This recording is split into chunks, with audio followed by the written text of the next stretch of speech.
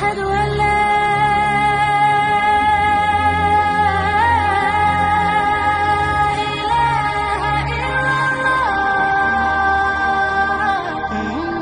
فرض نماز کے بعد کتنی دیر ذکر کر سکتے ہیں؟ فرض نماز کے بعد اللہم انت السلام و منک السلام تبارکت یا ذل جلال والاکرام پڑھیں، بس اس کے بعد سنتیں پڑھیں۔ حدیث میں آتا ہے کہ آپ صلی اللہ علیہ وسلم فرض نماز کے بعد اللہم انت السلام کے بقدر بیٹھتے تھے اور پھر سنتوں میں مشغول ہو جاتے۔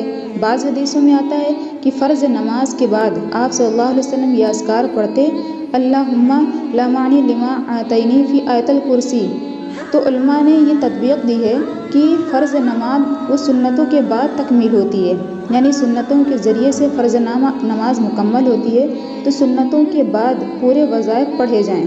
اور جو حدیث ہے اللہم انت السلام کے بقدر، تو اس میں عمل ایسا ہوگا کہ فرض نماز کے بعد اتنی ہی دیر بیٹھیں جتنی دیر ہم اللہم انت السلام پڑھیں اور سنتوں میں مشغول ہو جائیں۔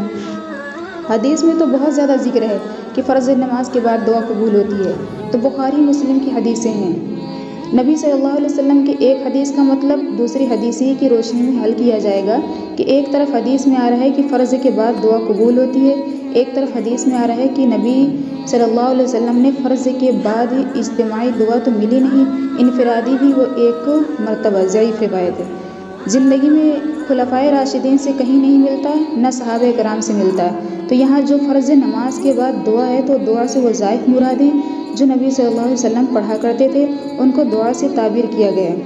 وظیفہ کسے کہتے ہیں؟ یعنی کچھ منتخب کلمات جسے ہم کہتے ہیں، یعنی مسجد میں داخل ہونے کی دعا، اذان کی دعا۔ مسجد میں داخل ہوئے تو نبی صلی اللہ علیہ وسلم دعا مانگتے تھے، نہ کہ ہاتھ اٹھا کر دعا مانگتے تھے، تو یہ مخصوص الفاظ ہیں۔ اللہم افتح لی ابواب رحمتک، یہ وظیفہ ہیں، اذان کے بعد کی دعا، تو یہ وظیفہ ہوا۔ تو جب ہم سب حدیثوں کو ملا کر دیکھتے ہیں، فرض نماز کے بعد جو ہمیں دعائیں ملتی ہیں وہ کیا ہیں؟ اللہم انت السلام منک السلام تبارکت یا ذل جلال والاکرام، اللہم لا مانع لما اعطیت ولا معطی لما منعت ولا ينفع ذا الجد منک الجد۔ اسی طرح اللہ لا الہ الا هو الحی القیوم۔ یہ محض منتخب کلمات ہیں جو حقیقت میں وظائف ہیں۔ وظائف کہتے ہیں مقررہ اوقات پر پڑھی جانے والی مخصوص دعائیں۔